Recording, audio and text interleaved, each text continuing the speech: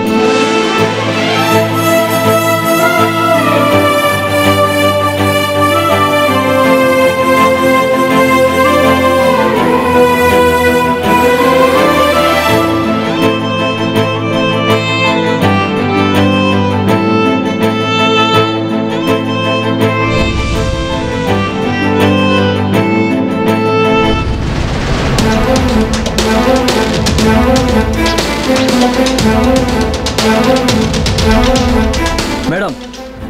పుల్లయ్య, మహాలక్ష్మి పెట్టిపోయింది. ఇప్పుడే పక్కూరికి క్యాంప్కి వెళ్ళింది.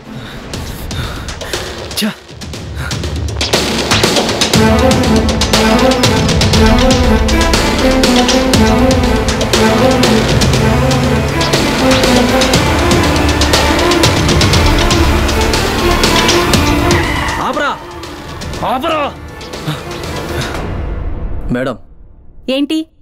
ఒకసారి మాట్లాడాలి. మీరెళ్ళండి. అలాగేనే. నేను అడిగిన దానికి మాత్రమే సమాధానం చెప్పండి. ఏంటి చెప్పు. నన్నెందుకు చేరదీశావు? మానవత్వంతో. నన్నెందుకు ఇష్టపడ్డావు? నీ మంచితనం చూసి. అసలు నన్ను ఎందుకు పెళ్లి చేసుకుంటానన్నావు? ప్రాణంగా చూసుకుంటావని. మరి ఇప్పుడేమైంది? కానీ ఆ ప్రాణం ఇప్పుడు నీ దగ్గర లేదు. వీటన్నింటిలో తోడుంటానని చెప్పి చివరికి ఒంటరిని చేసి వెళ్ళిపోతున్నావా? పుల్లయ్య, నేను ఒక మాట చెప్తాను. మార్కెట్కి వెళ్ళి ఒక మంచి యాపిల్ పండు కొనుక్కుంటాం తినాలని.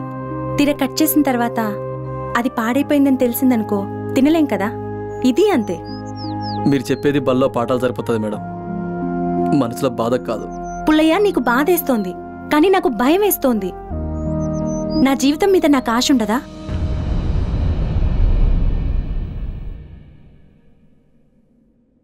నా చివరి కోరికంటూ మీకు తెలుసా మేడం? పుల్లయ్య, మహాలక్ష్మి అని పెళ్లి పత్రికలో చూడాలనుంది మేడం. నా చావు నేను చచ్చాలా మేడం?